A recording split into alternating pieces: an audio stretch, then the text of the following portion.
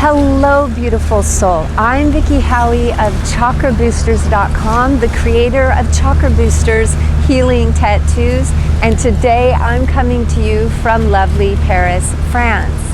It's a gray day and it's a noisy day because the boats are still running because they're not put off by gray days in Paris, right? There's many of those here, especially we're coming in close to the winter time now.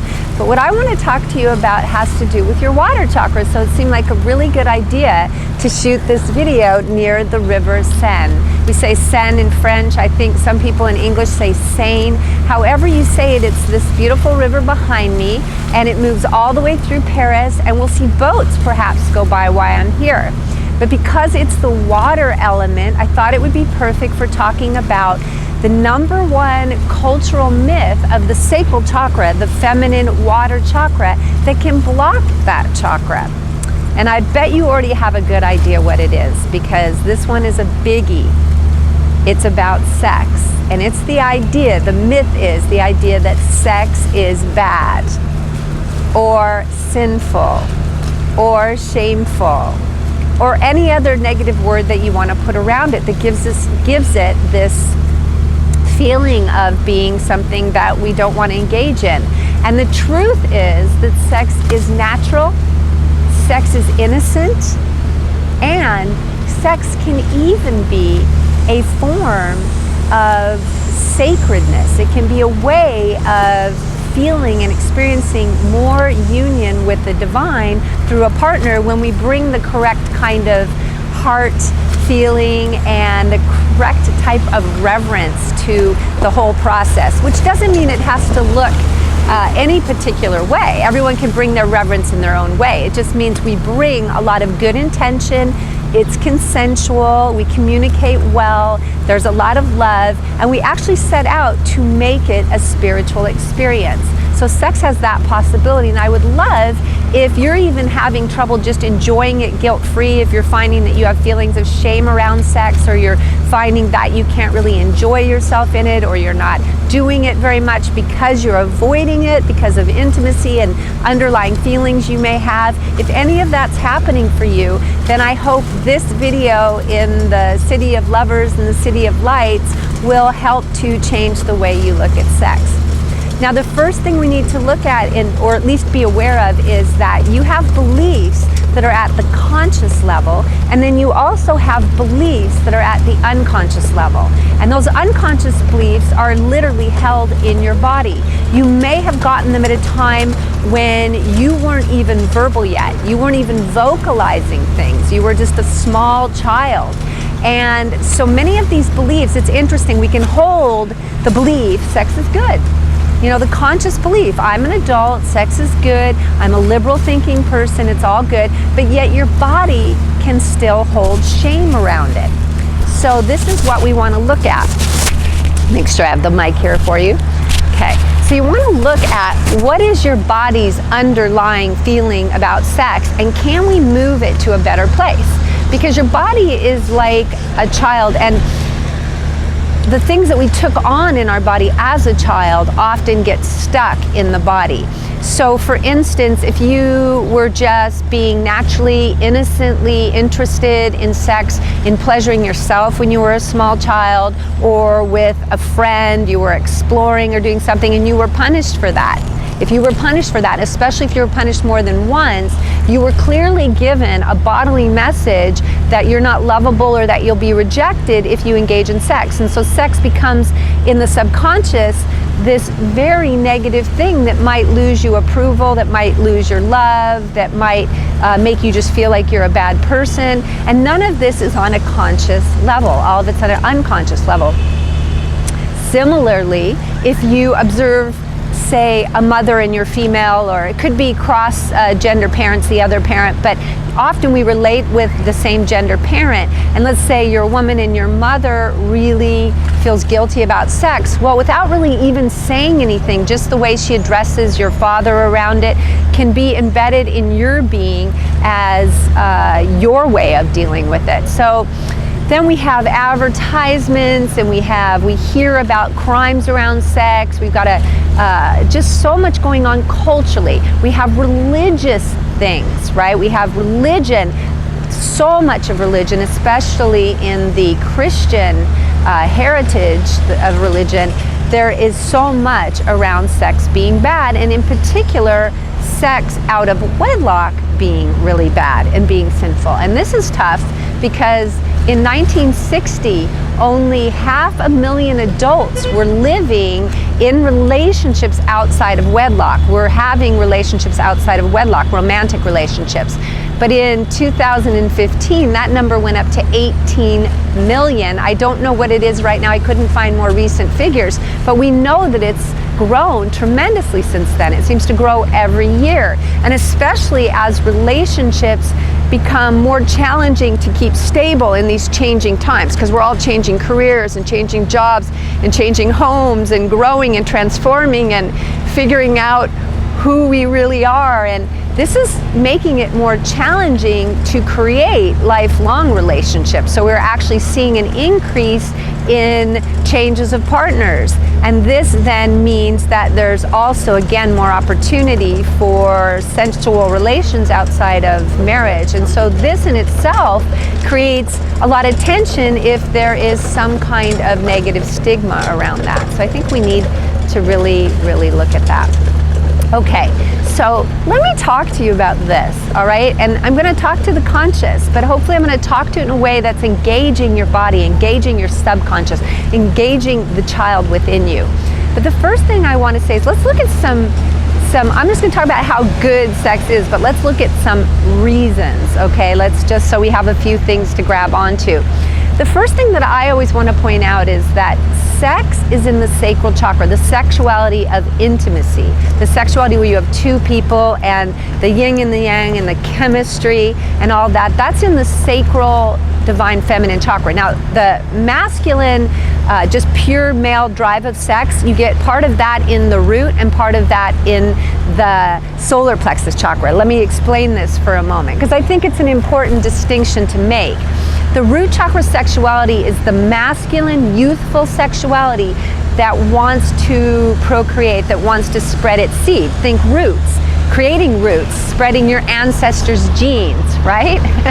Well, young men have a need to just get sexual energy out. It's an individual thing. It's not that they're even needing necessarily a woman for that. You know, there's a lot of masturbation at young age usually, and women who have a lot of root chakra and a real robust sexuality can feel that too. So that youthful feeling that we just want to engage with our own body and with our own life force, and for men, the releasing of the actual seed to propagate roots, that's in the root chakra. So that's very individual. You can feel that. It's a life force. In the third chakra, you have a very masculine energy of wanting to take. Now, a woman can have it or a man can have it. It's more common for a man because of the very nature of an erection is that it's like the third chakra. It's an arrow. It goes forward. It's penetrative, right? It's got that solar plexus energy of conquering, of taking, right? So the actual hormone, testosterone, which also affects the root as well. The testosterone is part of that drive, that masculine drive, especially when men are younger, when they start to come into young adulthood.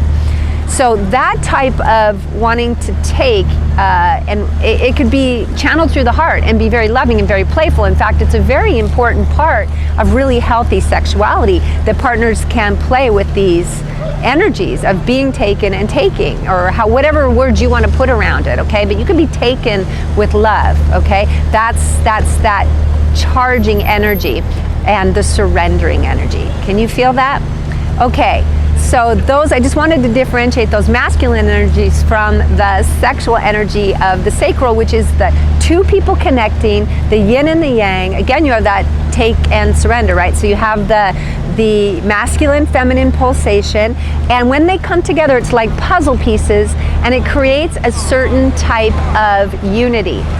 And that unity then can create an experience of the divine.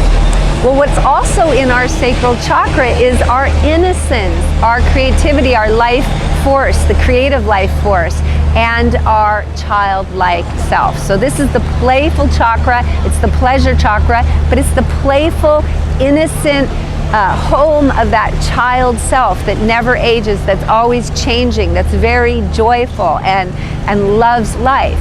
So think about that. The sexual chakra is combined with the chakra of the innocence and the youth.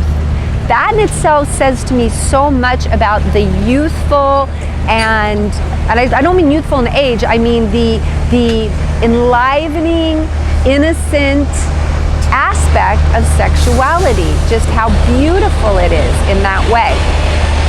So think about that whenever you think about your sacral chakra or you work with your sexuality. You're in the chakra of innocence, you're in the chakra of play, you're in the chakra of childlike energy. Additionally, the sacral chakra, or I should say sexuality, is healthy for you. It's actually healthy. There are all kinds of studies that have shown many, many ways that the act of loving sexuality between consenting adults is a healthy thing. Now, if you hold a lot of shame around it, you might not get these benefits. But if you have an open mind around your sexuality and you accept it as a gift from the divine, as a part of your being, then these are some of the things that you get from it. First of all, it lowers blood pressure. They've shown that. For women in particular, it helps bladder control. It also helps, it's just a form of exercise, so it helps with all things that would be helped with exercise. Of course, if you're doing it in a vigorous way, there are ways that you could do sex where you're not going to get as much exercise, but there are exercise elements in it. It creates positive and releases positive hormones in your system. In particular, the love hormone oxytocin, which comes not just from sex, but from bonding, from hugging, from being with another in an intimate way. So you can read on that. There are many I haven't even mentioned. There are all kinds of health benefits to sexuality, to having sex. So that's pretty good, right? Okay, sex is also great for bonding, and bonding has been shown, bonding in all its forms has been shown to be one of the most important aspects of long-term happiness and living longer, for humans living longer. Bonding is so important. We like to act, especially where I'm from in the US, we like to act very independent. We put a lot of importance on independence. But bonding is so important for human beings. We are actually tribal beings, tribal animals. We need each other. A big old puppy pile of hugs and love is super good for any human being. Babies in a nursery, if they don't have, say, a mother who can get up and get around, are held by nurses because they need that to thrive. We need loving touch to thrive. And when we bond with one person and we have blissful experiences, such as the pleasure of sexual activity or the actual orgasm, and in particular maybe even a mutual orgasm that we have together, which becomes more common when you engage in sacred sexual activities. Then, do you think it's a coincidence that sacred and sacral are so close? I just kind of stumbled over those, but I think it's important to point out how close those words are, because I'm going to really talk about the sacred aspect of sexuality. But of course, before we can get to a sacred aspect of it, we have a shameful aspect if we accept the culture's beliefs. Then when we start to get out of that, we can get into a healthy way of being with it, where we just have a healthy, happy attitude about it. And then we can take it to the next level where we have an actual sacred practice and a sacred experience of our sexuality. But let's go back to the bonding for a moment.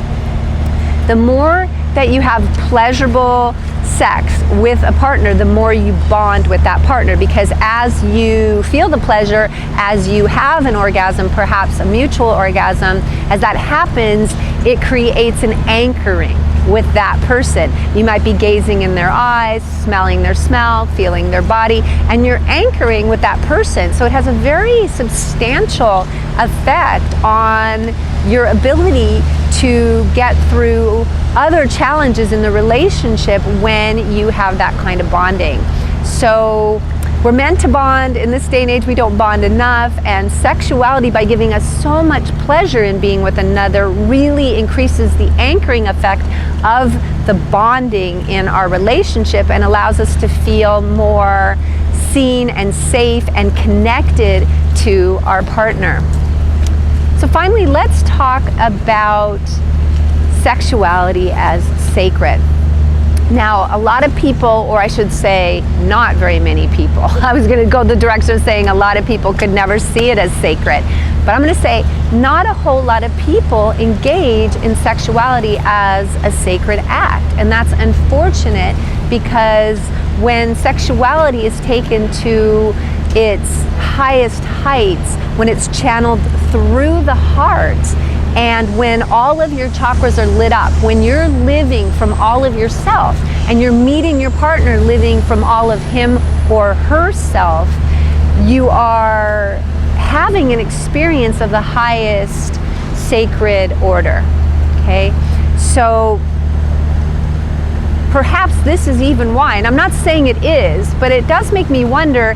Many say that religions told us that money was evil, so we would give our money away, or we would work for less money and not feel bad about that. We would go to church and give what little money we did have away. And some people say the same thing about sex, that because sexuality is such a clear avenue, orgasm itself is such an intense experience of being in the all of oneself, rising the kundalini. When it's done, again, I'm going to keep saying this, orgasm done in a situation where there is love, there is full embodiedness, consciousness, play, all the things, all the chakras showing up.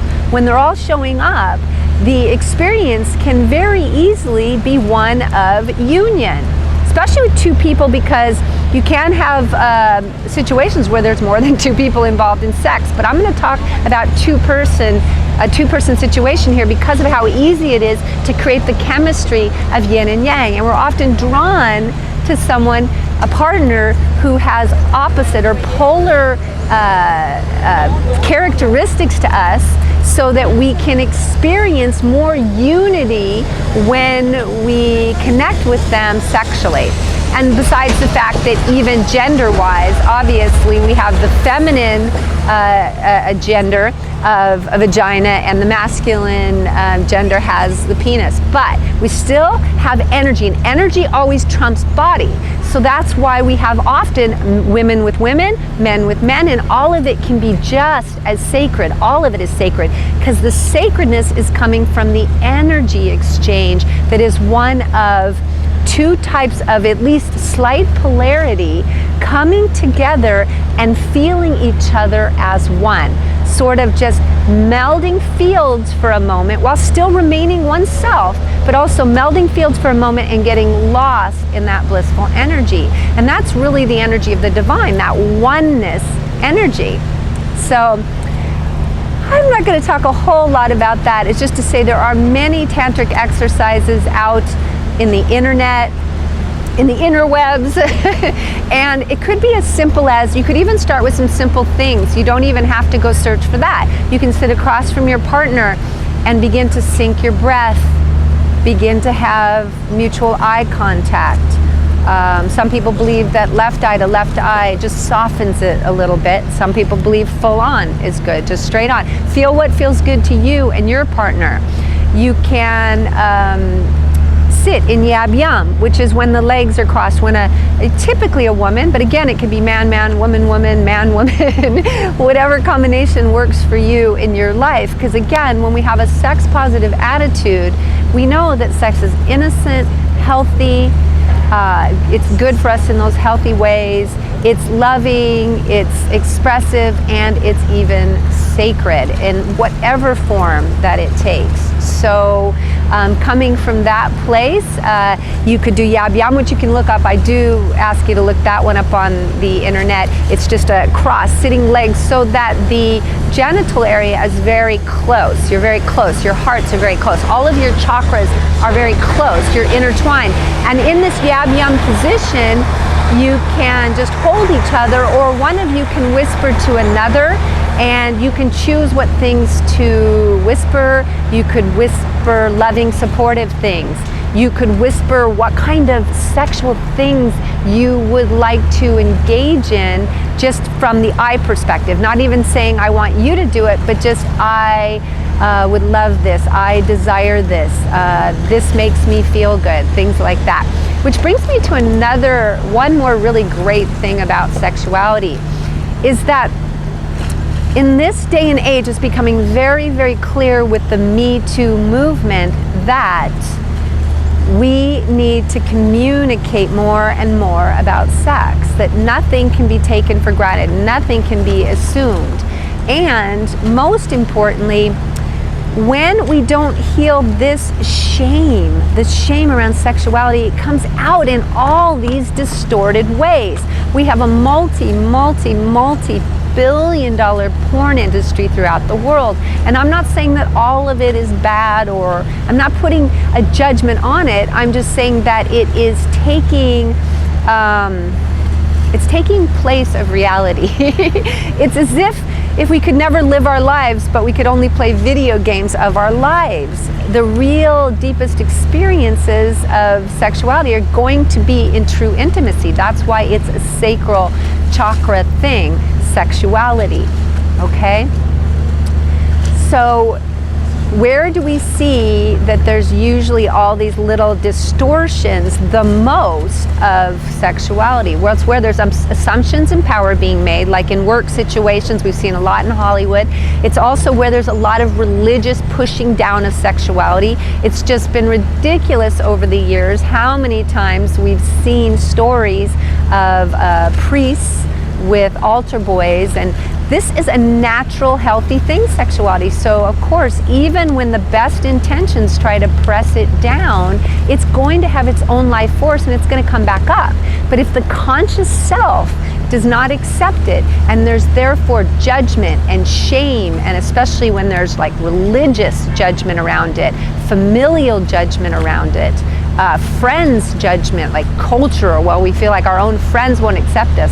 When there's that judgment around it, it comes out in really, really leaky ways, so that you end up getting, like I said, you have the porn, you have gosh, I recently saw a story of the man he was a sect of out of Utah, of the Latter-day Saints, and he was not the norm. He was a sect of it, but he was just having multiple wives, and then he was even incesting his own daughter, and she came forward and talked eventually.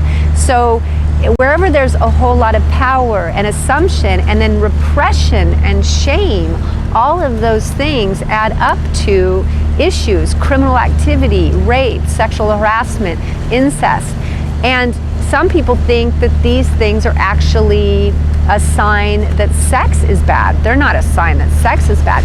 They're a sign that our belief that sex is bad creates shame, that causes energies to go underground, that would usually be expressed through the heart and in positive, consensual adult ways, and then that turns into crime, that turns into abuse, that turns into even more shame because someone's perpetuating something they think is shameful. So I want to remind you, sex is good. It comes from the innocent sacral chakra. It's a part of our life force. It's just a part of our life force. Any religions that have tried to push it down, the very leaders, the people in power positions in those religions have ended up abusing their power, and rather than having healthy versions of sexuality in their life, they've had non-consensual, unhealthy, even criminal versions of that in their life. So, sex, when loved, when accepted, especially if we could manage to do it in our culture from a very early age, is a beautiful thing. Healthy, innocent, a great source of bonding with others, with our partner. And it's also one of the best gateways to experiencing the divine, unity with all that is through a partner. Because sex comes from the sacral chakra. Remember, sacral, like sacred. This is our personal, sacred place.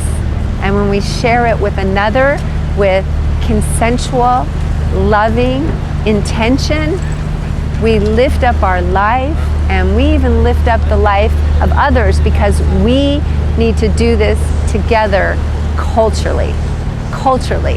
Make it good, healthy, loving, even spiritual. Are you with me on this? If you are, like this, share it with someone. Write in the comments any experiences you've had that have been really positive, or how you've learned about the positivity of sexuality through negative experiences that were channeled through shame. Please share. I would love to hear from you. And that's the second myth. Let's celebrate sexuality fully. Let's shift this together. And I will see you on the next video, when we're going to dismantle another myth, the one that is blocking you in your solar plexus chakra. I'm sending you so much love from Paris, France.